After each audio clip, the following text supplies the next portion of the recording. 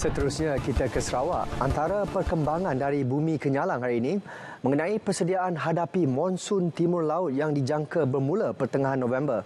Untuk itu kita bersama Vanessa Mering. Silakan Vi. Ya, Sahih. Sebelum itu, kita ke perkembangan ini terlebih dahulu. Sarawak berada pada kedudukan yang baik untuk menarik pelaburan asing berkaitan potensi kuasa hidronya yang besar.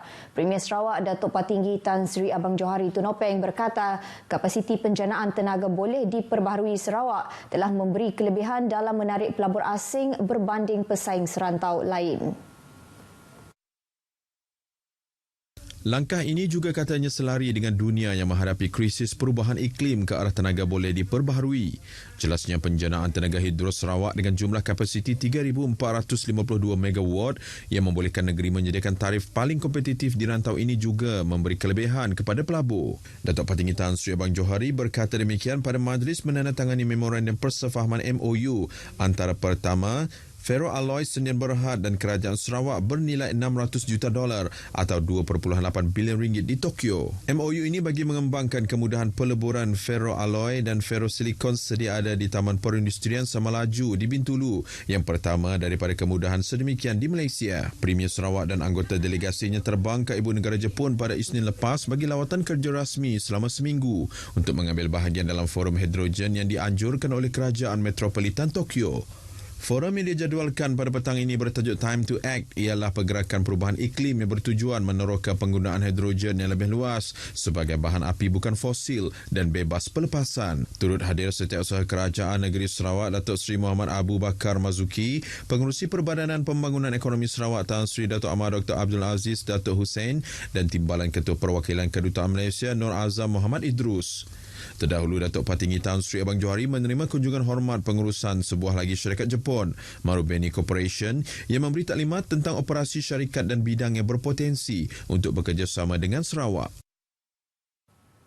Jawatan Kuasa Pengurusan Bencana Negeri JPBN Sarawak mahu jawatan kuasa di peringkat bahagian dan daerah mempertingkat persiapan menghadapi kemungkinan kejadian banjir susulan monsun timur laut yang akan datang.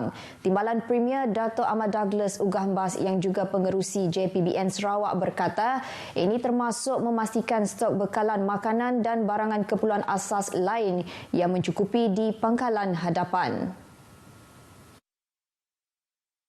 Katanya jabatan berkaitan yang merupakan ahli JPBN harus mempersiapkan kemudahan dan tenaga manusia yang diperlukan. Datuk Ahmad Douglas berkata demikian selepas menghadiri taklimat mengenai situasi banjir di negeri ini bertempat di Wisma Bapa Malaysia Petrajaya Kuching. Pada masa yang sama, Datuk Ahmad Douglas yang juga Menteri Pembangunan Infrastruktur dan Pelabuhan berkata beliau telah mengarahkan Jabatan Kerja Raya memberi perhatian khusus kepada sebarang kemusnahan jalan yang berlaku dan jalan yang telah atau berkemungkinan boleh terputus akibat banjir. Sementara itu, Jabatan Meteorologi meramalkan hujan berterusan akan melanda beberapa bahagian di negeri ini bermula hari ini hingga Jumaat.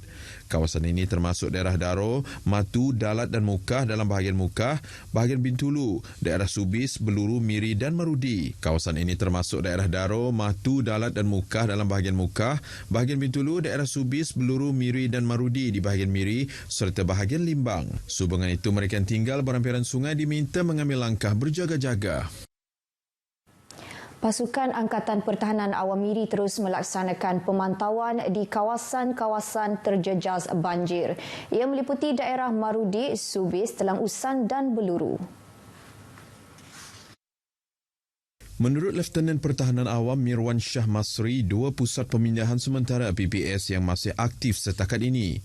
Ia adalah PPS Dewan Masyarakat Sepupuk Niah dan PPS Dewan Masyarakat Bekenu yang mula diaktifkan Isnin lepas. Selain itu, 645 pek bekalan makanan telah dihantar kepada penduduk terjejas semalam iaitu di Kampung Dagang Bekenu. Pihak IPM juga turut melakukan tinjauan dan pemantauan ke kawasan tanah runtuh, tanah mendap dan tanah susur berikutan laporan pada Ahad lepas yang melibatkan 14 buah kampung di daerah Subis. Ke arah itu, beliau menasihati penduduk supaya sentiasa peka dan berjaga-jaga serta mematuhi arahan pihak berkuasa sekiranya diarahkan berpindah demi untuk keselamatan. Sementara itu, Pesuruhjaya Polis Sarawak Datuk Muhammad Azman Sapri hari ini turun padang memantau keadaan banjir di bahagian itu. Antara kawasan terjejas banjir yang dilawat beliau ialah di daerah Subis, termasuk Balai Polis Bekenu. Seterusnya, Datuk Muhammad Azman Sapri melawat ke Pusat Pemindahan Sementara PPS Dewan Masyarakat Berkenu termasuk kawasan Jalan Tanah Runtuh di Jalan Beraya, Kejapil. Beliau menasihatkan orang ramai agar berhati-hati dengan kejadian tanah runtuh di sekitar mereka. Polis memberkas 2 daripada 3 suspek yang terlibat dalam kejadian samun di sebuah premis menjual barangan dan produk seramik dari China di kawasan Stutong, Kuching yang berlaku baru-baru ini. Ketua Polis Daerah Kuching, ACP Ashman Bajah memberitahu 2 suspek lelaki tempatan terbabit ditahan sehari selepas kejadian itu. Suspek berumur 20 dan 46 tahun terbabit mempunyai 4 rekod lampau melibatkan kes dadah dan tipu. Semasa tangkapan dibuat, polis turut merampas kenderaan serta pakaian suspek. Beliau mendedahkan kedua-dua suspek direman sehingga Isnin depan. Dalam kenyataannya, CP Ashmon berkata suspek yang masih bebas sedang giat dikesan. Katanya kertas siasatan telah dibuka di bawah Seksyen 395 Palang 397 Kanun Keseksaan yang memperuntukkan hukuman penjara selama tempoh yang boleh sampai 20 tahun dan hendaklah dikenakan sebat. Dengan itu, sekian berita dari Sarawak. Kita kembali bersama Sahi di Angkasa Puri. Silakan. Terima kasih, Vi.